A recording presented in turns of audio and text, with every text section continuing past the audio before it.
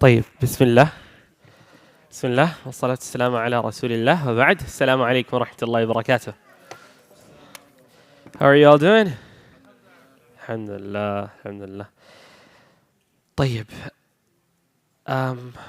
so unfortunately Saad isn't here today and we don't have the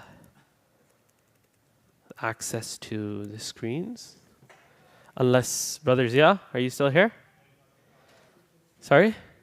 Okay, awesome.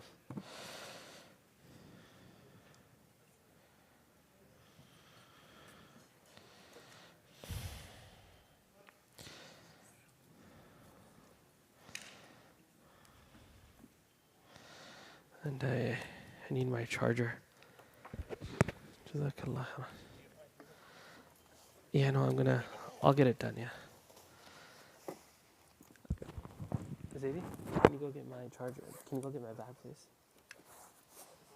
Sorry.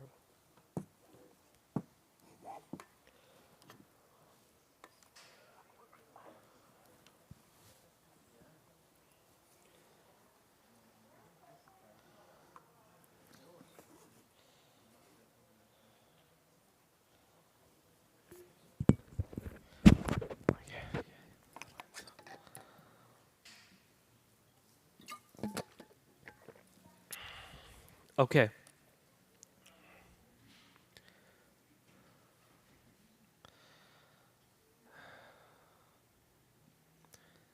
View slideshow. Alrighty. طيب. So خلاص, alhamdulillah, we're done. That which composes a worldview. We spoke about ontology. We spoke about epistemology. We spoke about anthropology. And that, we said, is what we're going to cover. We've discussed a good level of understandings of ethics, morality already, and a little bit about politics as well. So we kind of intertwined it, we intermixed it with what we've already covered in these sections. So we were applying it. Do you guys follow what I'm saying? Right?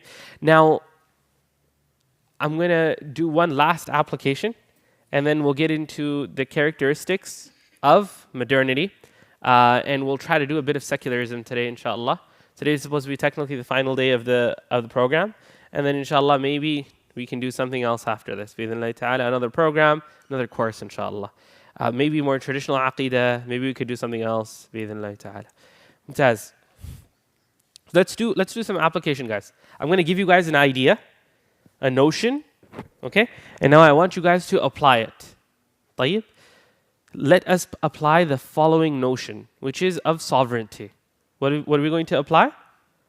Sovereignty, al-hukm, right? Let's apply it from the lens of ontology, okay? Who has hukm? Who has sovereignty? Allah subhanahu wa ta'ala, okay? What that means is we don't have a notion of the natural empirical world. We don't have a notion of the natural empirical world. The world is not a closed system. Cause and effect and that's it. Rather, the world are signs of Allah subhanahu wa ta'ala. Allah subhanahu wa ta'ala shows us His power, His qudrah, His rahmah, His mercy, and all other signs through His creation. So it's not a closed world that has its own unique sovereignty. We don't have laws of nature, laws of physics, in the sense that that is perceived in the modern sense of it being something that is onto itself, mustaqil, independent, that has sovereignty. We don't have that. You don't have that. Right. Yes, we study nature, but it is a study that is born from the curiosity of God's miracles and signs. Not the other way around. We are not secular in the sense that we need to first accept that there can never be any miracles. There can never be that this is just simply a closed system that only has what does it only have? its own sovereignty, causal effect, cause and effect, and that's all. Nothing else exists, right?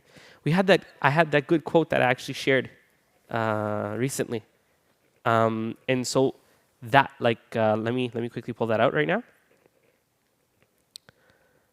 So this is from a book. It's called The Quran in the Secular World, and it's a phenomenal book. I wouldn't suggest to read it yet. It's a more advanced work, so maybe some more aqidah, maybe some more basing, but it's phenomenal. Actually, after this course, you guys should be able to read it if you've taken notes from the program, inshallah. So the quote is as follows: nature is the most ancient locus of mystery in religious and pagan cultures. The Quran claims that nature contains mysteries, but it's not magical. It's not sihr. It has hints about a hidden order. What is it? A hidden order of reality and meaning. Nature can today be seen either as a machine or as a place of moral and teleological value. What can nature be seen as? As a machine, the way moderns see nature, the word nature, or it can be seen as a place to see morality, moral science, and teleological value. What is teleology again? Can somebody tell me? We discussed it. What is teleology? Guys, come on. Al-Basit. What is a telos? Something being telos driven. Yeah, Sarah. Very good. Purpose. Simple. It's the study of real, intrinsic, objective, universal purpose. Right? So you can either see nature as a machine or as a place of moral and teleological value, purpose value. Right? If it is the locus of the signs that mediate God's presence and greatness, our relationship to it cannot be wholly defined as subject to object. If we are saying that this world is a place in which we recognize Allah subhanahu wa ta'ala's jalal, His majesty, His uzma, His greatness, through studying the world, then our relationship to the world is not subject and object. That's not our relationship. We are not the subject, and the world is not just merely an object that we're studying. Right? As it is in empirical science. What is the natural world in empirical science? It's just an object. We are the subject. We are the ones that are observing the object. We have a subjectivity. Okay? But rather, essentially as subject to subject. Yani subhanallah, we are looking at this bottle right here since the personality of power of Allah subhanahu wa ta'ala is mediated through it. Allah subhanahu wa ta'ala's jamal, Allah subhanahu wa ta'ala's qudra, His quwwah, His rahmah, they are all mediated through the physical world. Right? It's not just a study of an object anymore. Right? The subject perspective explains why a relatively developed Islamic science remained free of the undercurrent of skepticism in value freedom. So subhanallah, when people say, a lot of the times they say, oh no, look at Ibn Haytham, the father of optics. Look at Midri Ish, the father of this, and they say it's science. No, an Islamic science was free of the skepticism that comes from secular values. Right? We didn't have that. We didn't have the type of doubting that happens in secular constructs. Many people like to say that if Islam kept going the same way, right, in terms of its development, it would have a enlightenment, the way the West had an enlightenment. But that's not possible because Islam is deeply moral and it sees the world in a moral sense, right? So he goes on to say, he says, this subject perspective explains why a relatively developed Islamic science remained free of the undercurrent of skepticism and value freedom that marked Western science even in its infancy. Modern science from its beginning was value-free. Study of the subject, of the object. European science eliminated the purposive interpretation of nature, the purpose-driven interpretation of nature, as a necessary prerequisite of scientific enterprise. So basically, you need to take out the sovereignty of Allah subhanahu wa ta'ala from the very notion of creation. You can't look at it as creation anymore. Yani the very idea of looking at the natural world, nature is not created. Nature is. It just is. Wholly without anything else but that. Right? And this is a prerequisite of modern science. Right? So a scientifically minded madman armed with Occam's razor cut out the fabric of the world. All intrinsic and ultimate values, imperatives, teleologies, qualities, immaterial entities, beings superior to humanity, and transcendent minds, all of it was cut out. Yani, somebody came, they said, no, look, the most clearest explanation of something. Okay? That's Occam's razor. Right? You take it and you cut out the fabric of the entire world. Just start cutting. And you cut it all out, and what's left? Just the natural world. You cut out purpose. You cut out superior beings. You cut out qualities, internal qualities of things, right? You cut it all out. Right? The more intelligible the universe became, the less meaningful it became. The more intelligible the universe became, the less meaningful it became in human and evaluative terms. Reflecting an inverse relationship between intelligibility and meaning. By contrast, Islamic science wanted to preserve the link between intelligibility and significance.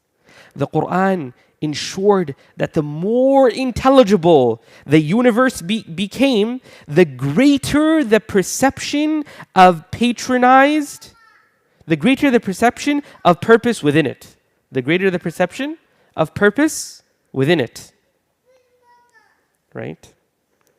In this way, the Quran patronized the new scientific impulse founded on secular curiosity, but also harnessed it towards the discernment of divinely ordained value in nature, an arrangement that prevented science from becoming value-free and ultimately nihilistic. So the idea for something to become value-free is to take away any external sovereignty and place it within itself. Do you guys follow?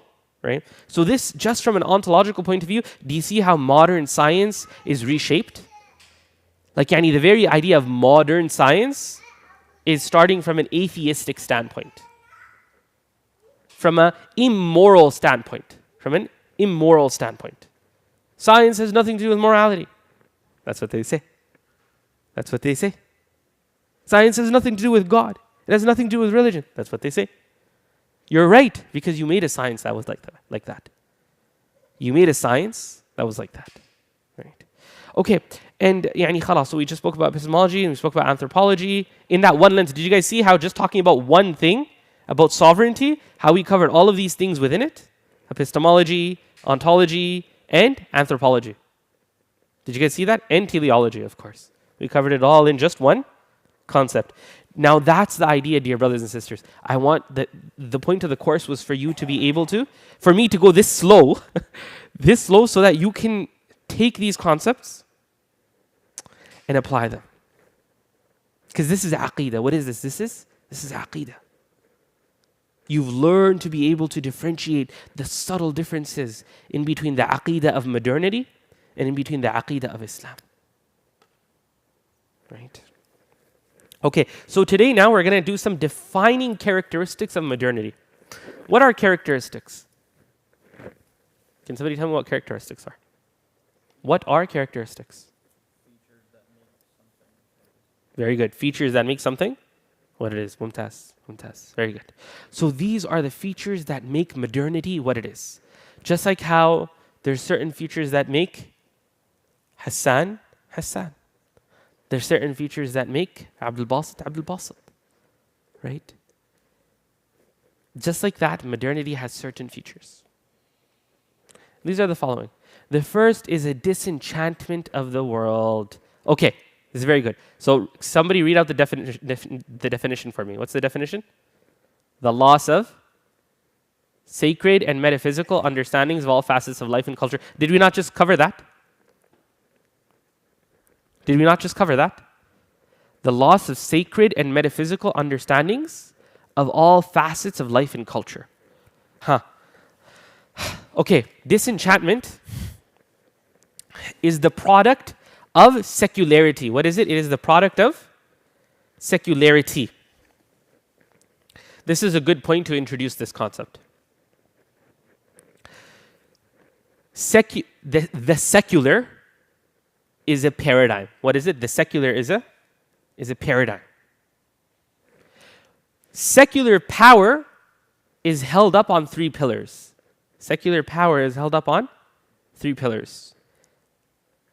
Secularization, which is the history of the separation between church and state. Secularism, which is the political outlook that politics can only be separate from religion. And we already discussed how religion is reformulated in the secular. And then the last is secularity,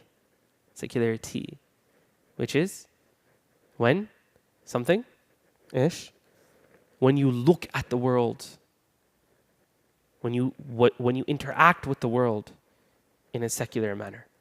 We spoke about something similar last week, didn't we? What did we speak about last week that's very similar to this? It's just an application of what we're talking about right now. So tell me an application of secularity, somebody. Tell me.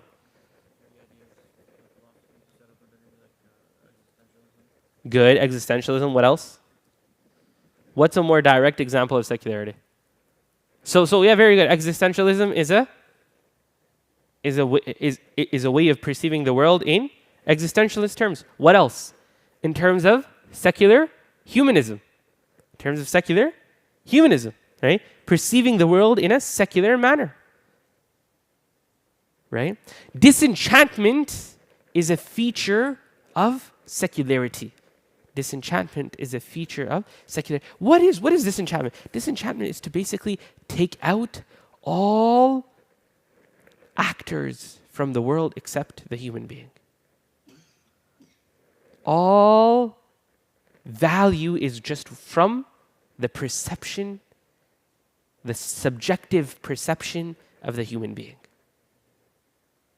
There is nothing in the world that is special anymore. There is nothing in the physical world that holds any holiness, any sacredness. It's all just the same. Islam, paganism, cannibalism, any other cults, any other religion, it's all the same.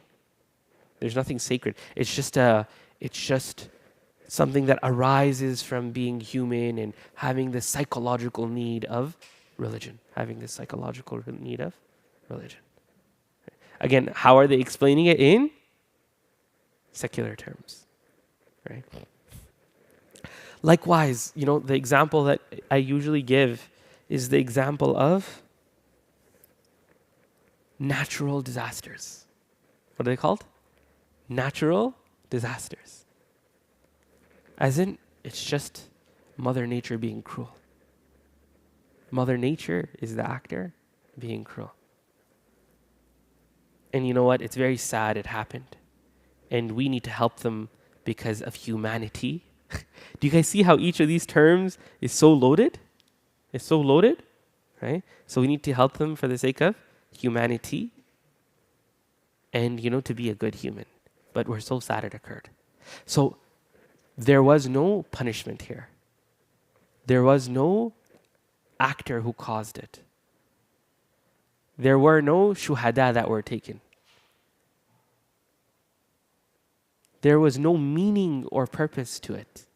It was purposeless, lacking purpose. All of this is in a natural disaster, and this is a disenchanted way of seeing the world. Likewise, when you look up into the sky and you see the creation of Allah subhanahu wa ta'ala, that Allah put the stars in the sky for us to be guided from, for us to look up to and recognize His majesty, His jalal, His jamal, right? For us to glorify Allah. الذين يتفكرون في خلق السماوات والأرض. Those who think of the creation of the heavens and the earth. And what do? They say, ربنا ما خلقت هذا باطلا. Oh Allah, you did not create these falsely. Falsely. Subhanak, glory be to you. Exultant are you. فقنا عذاب النار. Save us from that. Look at how it attached to purpose and action. Right?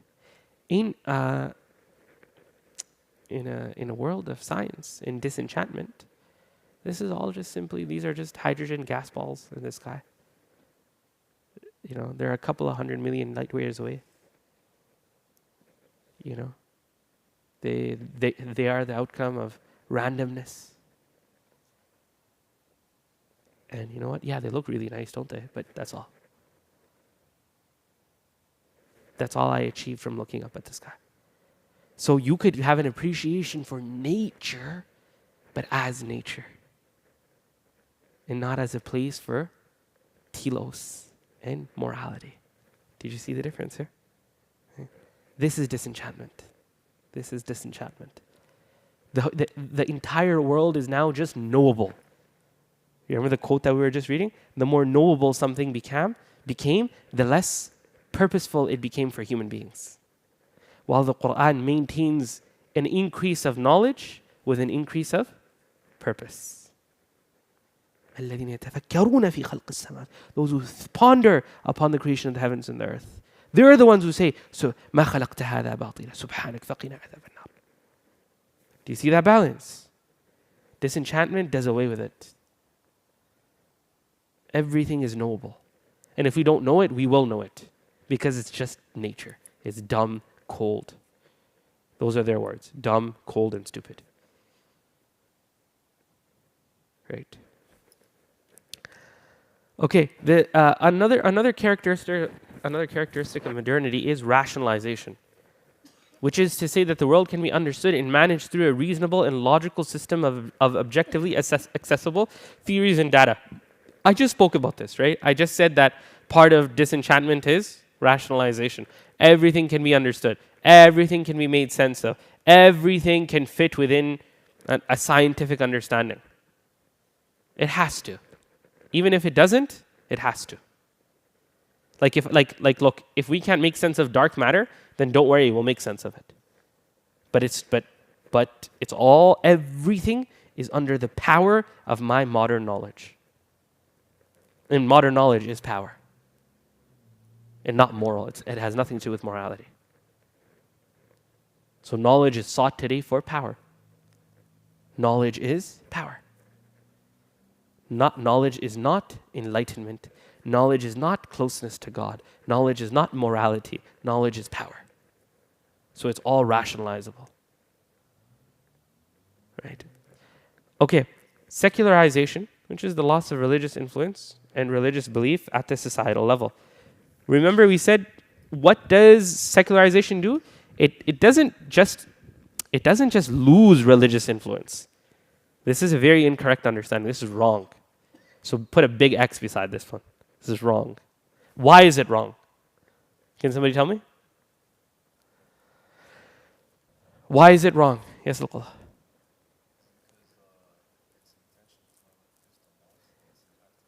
So good. It's an active effort. It's not just a loss. It's an active effort. What else? Sorry? Promotes the opposite, which is what? What's the opposite? Okay, secularism, secular humanism, other types of secular power. Okay. We said this before, so I want you guys to understand this properly. Okay. Secularism has, within its own domain, created a type of religion that is acceptable. Secularism, within its own domain, has created a type of religion that is acceptable. So religion today, when we use the word religion today, it's a secular word. Let me repeat that. When we use religion today as a word, it's a secular word. It's a new secular modern word, and it has modern meanings. Why? What's the first thing that comes to mind when we think of secularism? Personal, private, spiritual, family. That's what religion is, right? What is it again? Personal, private, spiritual, family. That's it. Even now, family is not part of that anymore. Within one family, you have an atheist, you have a Christian, you have a Muslim. This is so normal now. Why? Because now it's just become personal, private, and spiritual. Not even family anymore. Right? What did secularism do? Underneath its own sovereignty, it's recreated religion in its own shape and form. Why? Why am I saying this? In the Roman Empire, were you able to distinguish between something being finely religious and something being social? No. They would say, what are you talking about? I don't understand this. What are you saying? I'm not even talking about Muslims. I'm talking about in general. You could not separate social from religious. These are not two separate categories. They were all baked into what it meant to be human.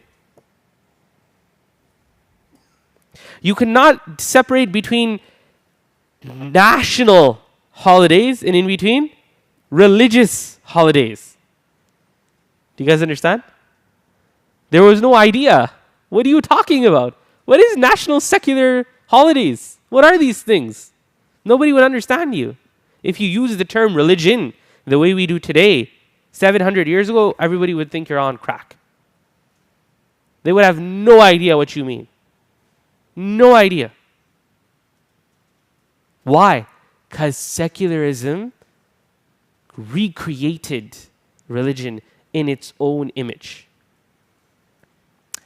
And so, whatever doesn't fit personal, private, and family, and spiritual, if it starts to encroach within society, politics, morality, public opinion, these are all modern words, by the way. Now, this is radical religion. This is not moderate religion. This is not moderate religion. This is radical religion. And today, they just call it terrorism, in short. Right? So, by the way, why is it moderate?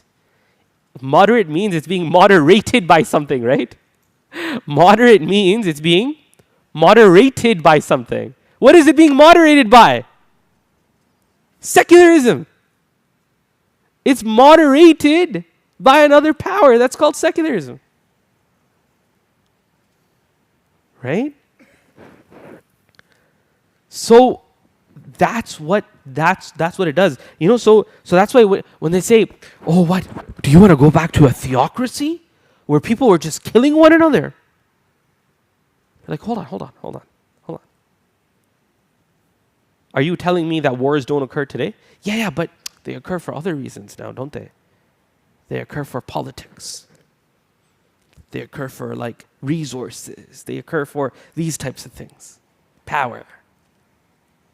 So you're assuming that none of that existed before. No, we're saying stuff like that happened before too. But you know what? They just used religion. They just used religion. Okay, hold on. So are you saying, what are you trying to say to me? Are you trying to say that number one, that wars don't happen today for other reasons? Number two, or are you trying to say that it's not, that the only type of legitimate violence is secular violence? And at the ending, that's the reality. The only type of violence that is legitimate is secular violence. Why is the police allowed to force somebody or shoot somebody? Why are armies allowed to go kill people? Where does this come from? It comes from the legitimization of secular power. And so in reality, religion is not legitimate in the secular religion. The secular religion does not allow for religious power. طيب. Another characteristic of modernity is alienization and atomization, which is to say, isolating people, individuals from systems of meaning, family, clan, religion, etc.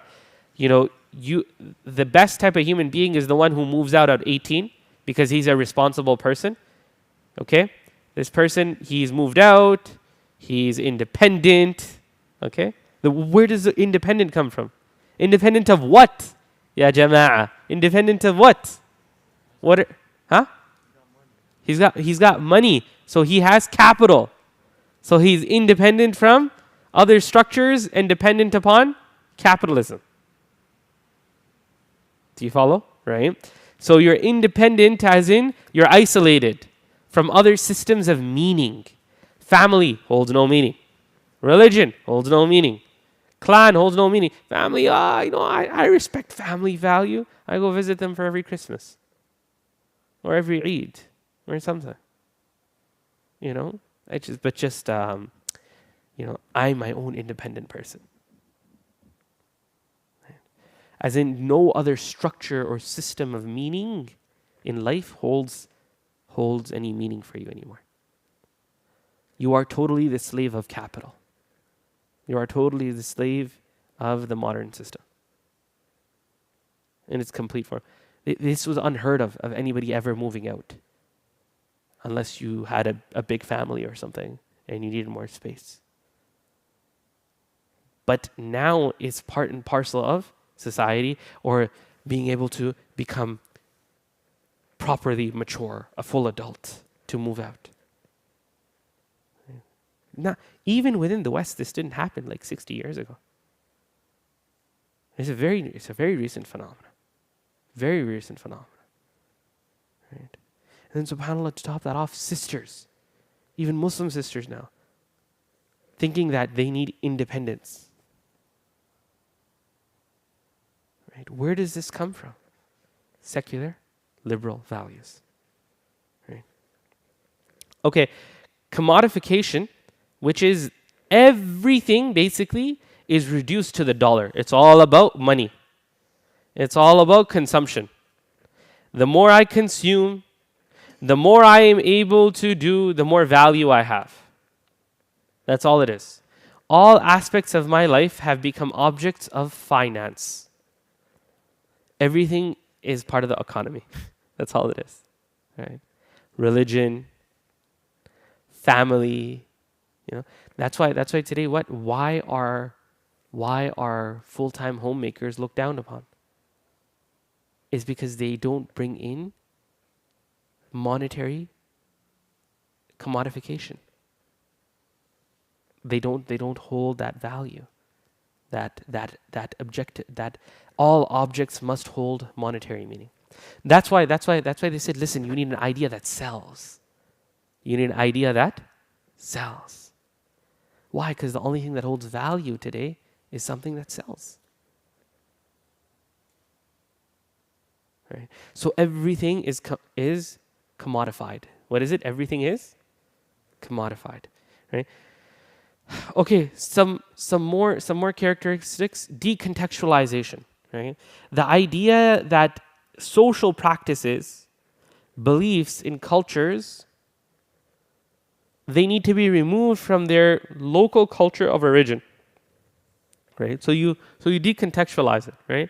So you kind of look at something and you say, oh, no, this happened. It's just like our history. Don't you worry. Muslims, we totally understand you. We had a church as well. And we hated our church. So we got free of them. And now we have the nation state. And the church minds its own business. They didn't even bother to read Islam for Islam, to read our societies for our societies. So one of the biggest problems we find with the secular project in our countries is that when they came to our countries, they couldn't find a church. That was the issue. They couldn't find an organized church for religion. So they had to create one.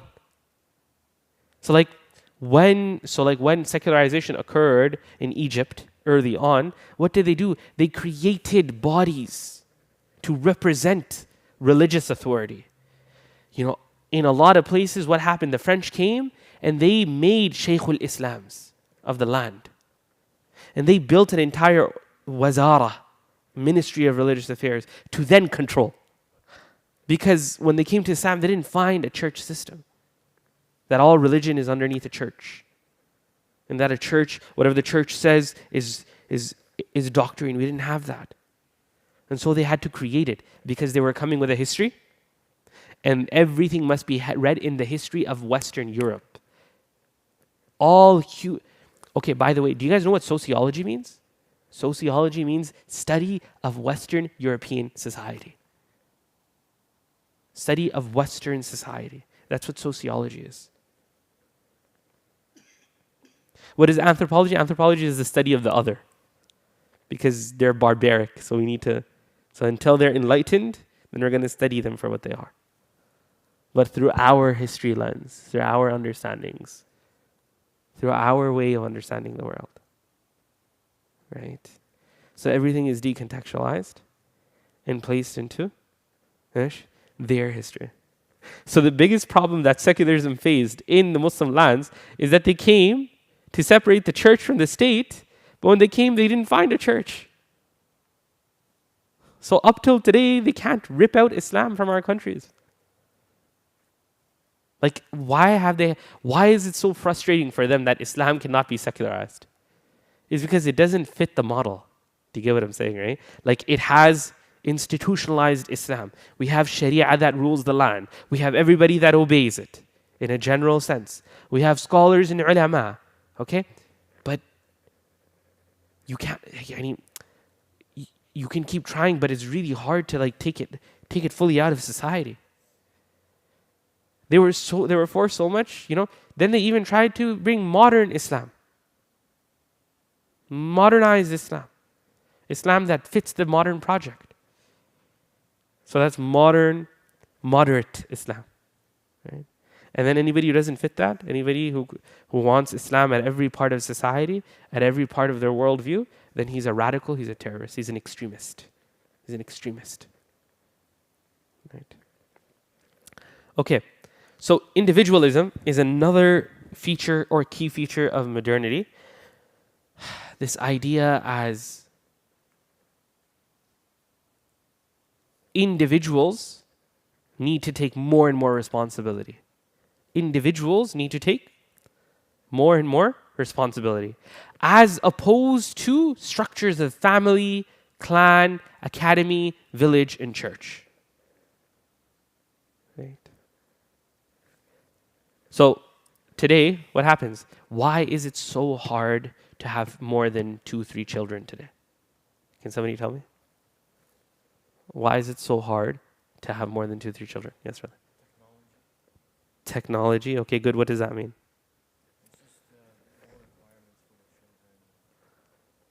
Okay, very good. Yeah. So that's one way of looking at it.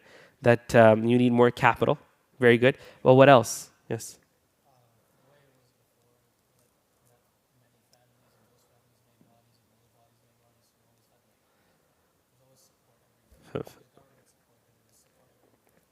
Phenomenal. I don't know about the government support part, but yeah, awqaf and stuff are very good. Yes. Very good. So all of these reasons, individualism, it's all about self-responsibility, personal responsibility, individualism. Right? Before they used to say it takes a village to raise a child. It takes a village to raise a child. Today, it's just a single mother and a father. That's all. And all the stress, all the responsibility is on just the two of them. That's it. Right? This idea of a nuclear family is a very recent one as well, from the 1960s onwards, 1950s.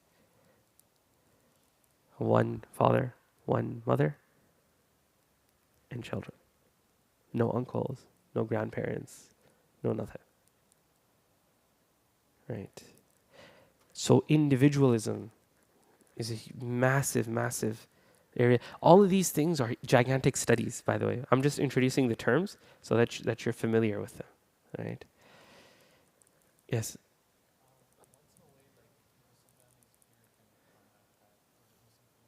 Over here? Good. Don't move out from your house unless you absolutely need to. If you get married, you can buy a house with your family that has more space in it. It gives you a level of privacy, but at the same time, you're living with a collective bigger family. So that the kids, they have other people around them to grow up with, to care for. They're learning their morality from others as well. It's not just solely on you. Right? If not, then ideally make villages, make communities where everybody's intricately involved with one another, you trust one another, and build communities like that. Right? Like questions at the ending. Let me just quickly finish, inshallah. Nationalism. Oh my God, this is a ginormous area of discussion. Right? But the idea or the rise of the modern nation states as rational, centralized governments that often cross local and ethnic groupings. Like, what does the state, the nation state, exist for? Can somebody tell me? Listen to the question. What does the nation state, what purpose does it exist for? To support what?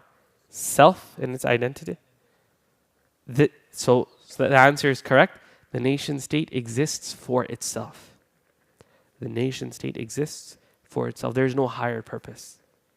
There's no higher meaning. The nation state just is. It is the manifestation of modernity. It is the manifestation of modernity. Right. It is the greatest, as Allama Iqbal said. What is the line in Urdu? What is the line in Urdu of Allama Iqbal? In ish? In taza khudaon mein se sabse bada watan hai.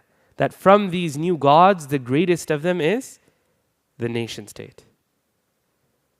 So it is, and other scholars will say that the most jealous of all gods is the nation state. The most jealous of all gods is the nation state. It won't allow you to put anything with it. It is the greatest of all modern ilahs. Right? When you say, I'll do this for my nation, for my state. What's this state? What purpose does the state have? Why does the state have sovereignty? Where in al-hukmu illa lillah, that sovereignty is only for God, verily. Why is it today that verily only sovereignty is for the nation state? Where does this come from? Why are lines drawn in a map that are supposed to be that which move with the qadr of Allah subhanahu wa ta'ala? Why are they set in stone this way when they're not today? We constantly see how things always change. They're not. But why? Why is it perceived like this? Because this is the greatest manifestation of modernity. The one thing, if the khilafah maintains the sharia in the land, then the nation state maintains modernity in the land. Right. Okay. Subjectivism. This is the idea that All meaning, value is emotive, right? Whatever I feel inside me, then that's what's true. Because everything outside, there's no real meaning, right? It's all just nature. There's nothing else out there. It's all man-made. Religion's man-made. Everything else is all subjective. So whatever I feel strongest about is true. It's subjective. It's all subjective. That's why, what do they say? Beauty is in the eye of the beholder. Not really. The only way you're going to accept that is if you believe that no objective moral standards exist for anything. Likewise, this is my subjective opinion. If your subjective opinion is talking about morality, then you're assuming that morality is subjective, that they're all just the same. So whatever I feel strongly about is the most truest. This is a moral outlook. This is a moral outlook. And it's the outlook of today, right? Whatever I feel strongest about, then it's true. Yeah. There is no objective standard for morality anymore. That is a madhab. To say there is no objective standards for morality and it's all based on whatever I feel strongest about, that's an outlook. That's already a belief that you have about morality. And you're basing everything off of that. There's no rational reasoning. There's no nothing. There's no divine authority. There's no sovereignty. There's nothing. There's nothing. Right? So it's all subjective. It's all subjective. Right? Objectivism. So subhanallah, these two, they go hand in hand today. Subjectivism and objectivism. The belief that truth claims can be established by autonomous information accessible by all. So when it comes to science though, listen, something is only true if it can be repeated as a test, if it can be observed in the real world, then it's objectively true, as if it's a fact. And remember, this goes back to the divorce between knowledge and morality. In between the idea that you can know something without knowing its purpose. You can know something without knowing its purpose. Remember the example we gave about the hammer? Remember he said that I could have an amazing hammer, I can know its dimensions, I can know everything, but I can't tell you if it's a good hammer or a bad hammer unless I know what it's for. Right? So likewise is this idea of objectivism. Facts. It's a fact about the world. What's a fact if you don't know what it's for? What's a fact? Where is its value? There's no value to this. There's no purpose to this. I want to become a doctor. Why do you want to become a doctor? To make money. Hold on. You're not supposed to study for power and money. There needs to be a reason for this. Oh, okay, I want to help people. Okay, listen, let's be honest here, right? If it's, we all know it's not to help people, all right? The vast majority. All right? If you want to make money, there's other halal ways to make good money too. Right? Okay. Some more universalism, which is application of ideas, claims to all cultures, circumstances, regardless of local distinctions, right? This idea that everything is universal. Knowledge is universal. So enlightenment must reach everybody. What is it? Enlightenment must reach everybody, right? Reductionism, the belief that something can be understood by studying the parts that make it up. So it's like, look, this religion is extremely Sharia. It's very expansive. There's a history of 1,400 years. But I know what. I'm going to say that they took Roman law, Persian law, bang. I know what this is about. I'm just going to reduce it to this. They took some Christianity, took some Judaism. All right, here you go. I just reduced it to some parts. I'm like, I understand it now. I understand it. Right. So instead of studying it for what it is and understanding it, what did you do? You just reduced it. It's called reductionism. Right. Okay. Mass society and globalization. So the growth of societies united by mass media, widespread dissemination of cultural practices, as opposed to local and regional cultural particulars. So globalization has different fact or dimensions to it. One is economics. So macroeconomics today is a world unto itself ever since the 1980s, 1990s. Then you have mass media, right? So media, what is media? Media is just a representation of the world order. Media is just a representation of the world order. So the values of the supreme power, is disseminated through media. In the past, it was impossible to disseminate it to the whole world. Today, because of the internet, because of everything else, all culture is intermixed now, right? Practices are intermixed. They've become widespread. You know, McDonald's has become the yellow symbol of the world. Everybody knows McDonald's. But subhanAllah, today we're going into we're going back into a, what's it called? I think, like a deglobalized world order. Slowly, especially with the war in Russia, and then China having its own media outlets for everything, Russia doing the same thing, right? So we're starting to see fragmentation of a world order of the liberal world order that's headed by the United States, right? Okay, homogenization. So the social forces that tend towards a uniformity of culture, ideas, in products. So today, even if we go abroad, what are we looking for? Things that we recognize, things that we are comfortable with, right? Why? Because everything needs to be homogenized. Everything needs to be the same, right? It's all the same. The building should look the same, Women, if our women are naked, your woman should be naked, so on and so forth.